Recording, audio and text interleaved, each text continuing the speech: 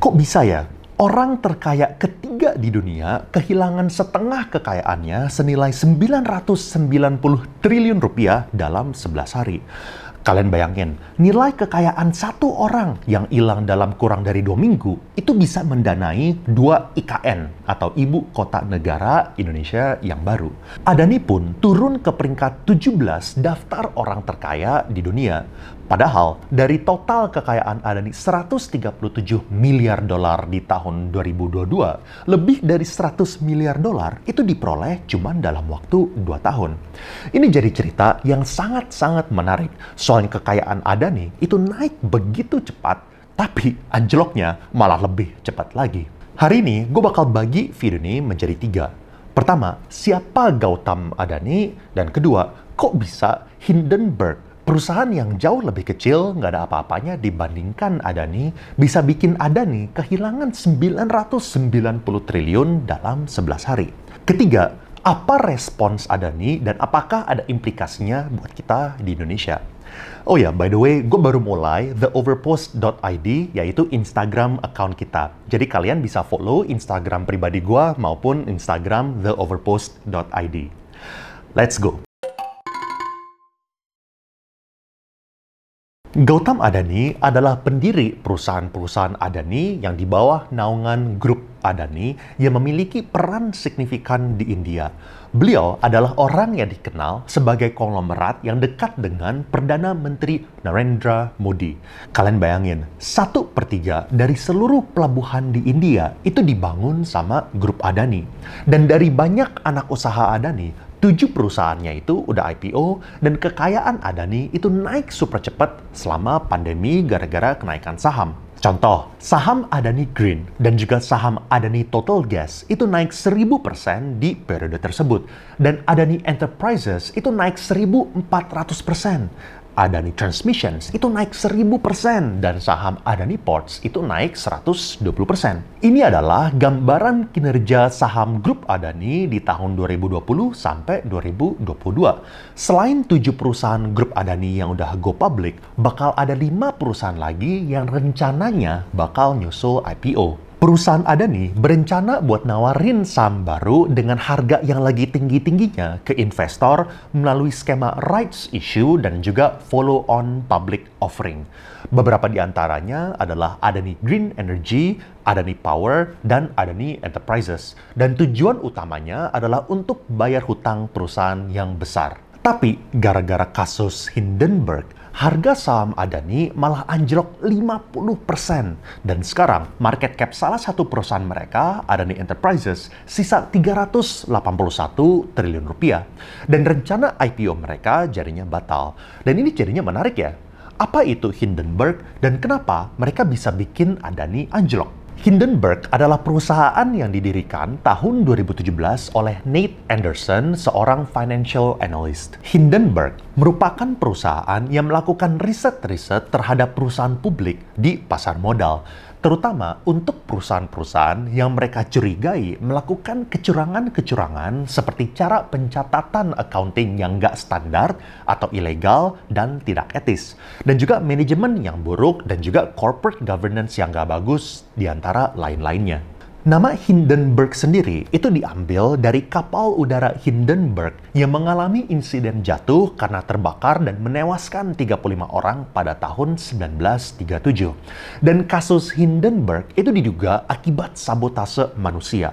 Makanya Nate Anderson menggunakan nama ini karena beliau percaya banyak fraud atau kecurangan yang terjadi di pasar modal. Dan korban dan kerugian atas fraud ini harusnya bisa diminimalisir apabila sabotase yang disengaja ini bisa dibuka lebih awal alias diviralkan ke publik.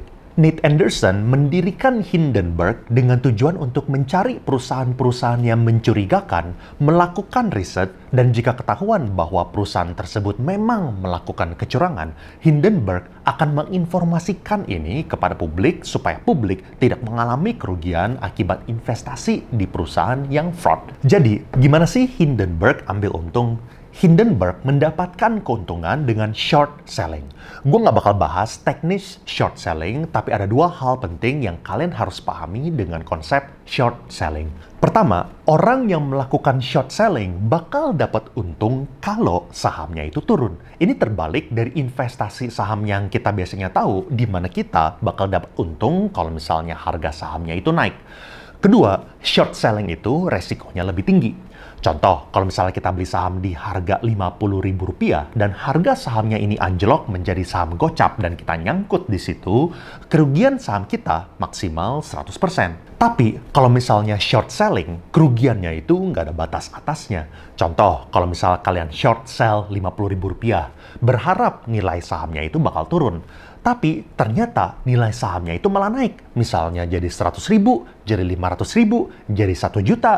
Intinya, kerugian kalian itu bisa 100%, bisa 1000%, bisa 2000%. Hindenburg mencari perusahaan yang mencurigakan, melakukan riset finansial perusahaannya, lalu kalau misalnya ternyata menurut mereka perusahaan ini adalah perusahaan yang fraud dan valuasinya itu terlalu tinggi dan gak wajar, mereka akan lakukan short selling. Lalu mereka bakal buka hasil temuan mereka ke publik. Dan kalau misalnya ini beneran ada indikasi fraud, nilai sahamnya itu bakal turun, lalu Hindenburg akan mendapatkan keuntungan. Lalu kalau misalnya ternyata nggak fraud, misalnya perusahaannya itu bisa membuktikan kalau misalnya mereka nggak curang, dan publik dan investor-investor global itu pada percaya, nilai sahamnya itu bakal naik, dan Hindenburg bakal mengalami kerugian. Sebenarnya, short sellers itu ada banyak loh di luar sana.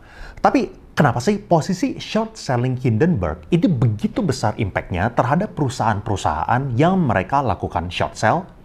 Jawabannya cuma satu, yaitu Hindenburg mempunyai track record yang jelas dan secara konsisten mereka itu adalah benar. Dari 30 perusahaan yang dibidik sama Hindenburg itu mengalami penurunan harga saham 15% dalam 1 hari dan 20% dalam 6 bulan. Dan satu case yang paling heboh itu adalah kasus Nikola. Setelah Hindenburg merilis report Nikola tanggal 10 September 2020, publik kehilangan kepercayaan sama Nikola dan harga saham Nikola jadi ancur-ancuran dan founder Nikola itu juga terbukti fraud. Jadi, apa sih tuduhan Hindenburg terhadap Adani? Dalam laporan 106 halaman dengan judul Bagaimana Orang Terkaya Ketiga di Dunia Melakukan Penipuan Terbesar dalam Sejarah Perusahaan, ada beberapa hal yang menarik. Pertama, Hindenburg ngabisin waktu lebih dari 2 tahun untuk membuat report yang isinya tuduhan-tuduhan manipulasi dan fraud seperti korupsi, pencucian uang, manipulasi saham, serta offshore shell company. Shell company atau perusahaan cangkang adalah perusahaan yang dibikin buat ngakalin pajak, salah satu benefitnya. Kedua, dalam report tersebut, Hindenburg nantangin Adani. Kasarnya mereka bilang kayak gini, kalau misalnya emang lu nggak bersalah, lu nggak licik, harusnya lu bisa menjawab 88 pertanyaan yang kita kasih. Dan 3 hari setelah laporan Hindenburg, Adani membalas dengan presentasi yang berjudul Myth of Short Seller. Intinya, Adani mengklaim bahwa perusahaan mereka itu nggak bermasalah, punya credit scoring yang stabil, dan Hindenburg emang punya tujuan yang jelek terhadap Adani, yaitu untuk menyabotase reputasi Adani dan merusak hasil IPO salah satu anak perusahaan Adani, yaitu Adani Enterprise. Dan 2 hari kemudian, tanggal 29 Januari, Adani mengeluarkan respons sekali lagi dengan report 403 halaman. Inti dari isi laporan itu, Adani mengatakan bahwa report Hindenburg memanipulasi informasi yang sebenarnya udah ada di publik dan informasinya diputar menjadi narasi negatif. Kasarnya, Adani itu bilang kayak gini, report yang lu buat itu informasinya udah kita kasih ke publik. Publik bisa lihat, tapi lu manipulasi ceritanya sehingga ceritanya itu diputar seolah-olah ini jadi cerita yang negatif. Dan menurut Adani, dari 88 pertanyaan yang ditanya Hindenburg, 65-nya itu udah dipublikasikan di laporan tahunan dan 18-nya itu berkaitan dengan pemegang saham publik dan juga pihak ketiga dan 5 lainnya adalah tuduhan tanpa dasar. Adani juga mengklaim bahwa Hindenburg menyerang bukan hanya Adani tapi menyerang India sebagai negara dan juga integritas dan kualitas institusi India. Ini gue ceritain 3 hal yang menarik dari drama Hindenburg-Adani. Pertama, menurut Hindenburg, Adani nyalahin aturan regulasi sekuritas. Perusahaan terbuka wajib menawarkan 25% saham mereka ke publik agar meminimalisir manipulasi saham dan juga insider trading.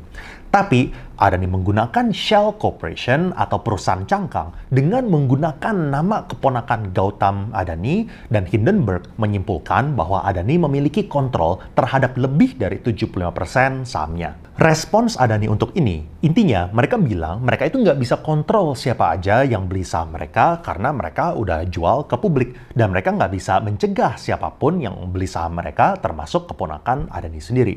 Kedua, Hindenburg bertanya-tanya, kok bisa kriminal dan orang-orangnya memiliki track record jelek malah memegang posisi-posisi penting di Adani Group? Contoh, adik Gautam Adani, Rajesh Adani, pernah mendapat tuduhan penipuan pertukaran berlian di tahun 2004 sampai 2005 dan juga pernah dipenjara 2 kali karena mengakali pembayaran pajak, pemalsuan dokumen, serta impor batu bara ilegal. Ada lagi adik ipar Gautam Adani yang juga pernah dituduh melakukan penipuan berlian yang sama dan juga membohongi pihak regulator berkali-kali. Adani merespons bahwa informasi ini juga terbuka secara publik serta pemegang saham udah pada tahu, jadi nggak usah ada yang perlu dikhawatirkan. Ketiga, Hindenburg mengatakan bahwa tim auditor yang mengaudit Adani itu mencurigakan.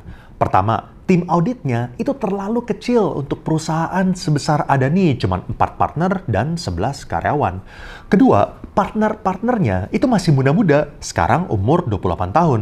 Artinya, saat mereka mulai, partner perusahaan audit ini umur 23 sampai 24 tahun untuk approve perusahaan yang sebesar Adani. Adani merespons bahwa auditor-auditor mereka itu udah tersertifikasi oleh lembaga, jadi harusnya ini nggak ada masalah dong. Bahkan Hindenburg itu malah yang melanggar privasi auditor gara-gara nama-nama auditor ini dipublikasikan ke semua orang.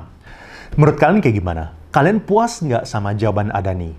Kalau misalnya jawaban kalian nggak puas, artinya kalian sama kayak mayoritas investor-investor lain di seluruh dunia. Soalnya kalau misalnya kita lihat, sejak 24 Januari report itu keluar sampai sekarang, rata-rata saham Adani itu turun 62%. Jadi, publik lebih setuju sama research yang dilakukan sama Hindenburg dibandingkan respons Adani. Dan saking gedenya Adani, ternyata Indonesia juga ada dampaknya loh. Dalam report Hindenburg, mereka menemukan bahwa Adani scam invoice lebih impor batubara Indonesia untuk keuntungan Adani sendiri. Adani juga memiliki perusahaan pertambangan batubara PT Adani Global di Bunyu, Kalimantan. Mereka memiliki 1.200 karyawan dan 10% populasi Bunyu itu bekerja di perusahaan ini. Jadi bayangin, kalau misalnya perusahaan ini mengurangi belanja modalnya atau kemungkinan terburuk tutup karena induk perusahaannya itu goncang, Indonesia juga tetap bisa ada kemungkinan dapatkan imbas negatifnya. Update yang terbaru, pada tanggal 17 Februari 2023, Mahkamah Agung India mengeluarkan surat perintah untuk membentuk komite ahli untuk meninjau mekanisme regulator sehubungan dengan laporan dari Hindenburg dan juga dampak pada pasar modal. Ini penting dilakukan karena dampak laporan Hindenburg ini benar-benar ada efek yang masif terhadap kepercayaan investor yang mau investasi di India. Apakah perusahaan-perusahaan India itu kredibel sebagai destinasi investor global? Karena hanya dengan satu short seller, puluhan miliar kekayaan orang terkaya di India itu bisa hilang dalam hitungan hari. Dan yang kena bukan cuma Adani aja, tapi juga bank-bank yang ngasih pinjaman ke perusahaan. Bank of India turun 11% dan institusi asing menarik 2 miliar dolar dari pasar modal India dalam 3 hari. Belajar dari kasus ini, sebenarnya short selling itu ada sisi positifnya ya. Soalnya mereka emang diberikan insentif untuk nyari perusahaan yang kemahalan. Kalau misalnya emang mereka benar, mereka mendapatkan keuntungan. Dan kalau misalnya mereka salah, mereka rugi. Dan ini mau apapun alasannya ya. Mau ini gara-gara valuasi perusahaannya emang ketinggian, gara-gara emang salah valuasi, atau ketinggian gara-gara fraud dan kecurangan. Menurut gue, short selling itu penting di ekosistem pasar modal. Terutama kalau misalnya benefitnya adalah mekanisme ngelawan saham gorengan. Soalnya orang yang ngegoreng saham malah bakal rugi kalau misalnya mereka dihajar sama short sellers. Dan kalau misalnya itu terjadi, resiko investor retail buat masuk ke saham yang harganya digoreng itu jadinya lebih sedikit. Saat ini, BEI masih melarang short selling. Yang terjadi kalau misalnya ada perusahaan yang fraud, mekanisme di Indonesia sekarang itu cuma teriak-teriak. Jangan investasi di perusahaan dengan inisial ini dan ini. Soalnya kalau misalnya mereka sebut nama perusahaannya penuh, kan mereka bakal kena UU ITE. Jadi sekarang aktivis Indonesia cuma bisa ngomong, jangan investasi di perusahaan inisial ini dan ini. Ini lucu ya, kenapa ya Indonesia nggak bisa short selling? Apakah emang Indonesia itu belum siap dari segi regulasi, atau ini dilakukan buat kebaikan masyarakat yang belum saatnya diekspos dengan resiko short selling? Atau ini untuk melindungi pihak-pihak tertentu yang punya kepentingan? Bayangin, kalau misalnya kalian bisa short selling perusahaan seperti Hansen International milik Beni Cokro, atau perusahaan-perusahaan publik lainnya yang punya kemiripan dengan kasus-kasus Jiwasraya, Indosuria, atau Wana Arta. Aktivis yang tembakannya itu tepat, itu bakal jadi kaya, dan korban investasi bodong itu bakal jadi lebih sedikit. Dan kalau misalnya kalian mau lihat pelajaran apa yang kita bisa dapat dari kasus Indosuria, kalian bisa klik di sini. Dan kalau misalnya kalian mau dengerin mengenai pendapat gua tentang perusahaan Raffi Ahmad, yaitu Rans Entertainment, yang rencana mau go public, kalian bisa klik di sini. I will see you guys again in the next video.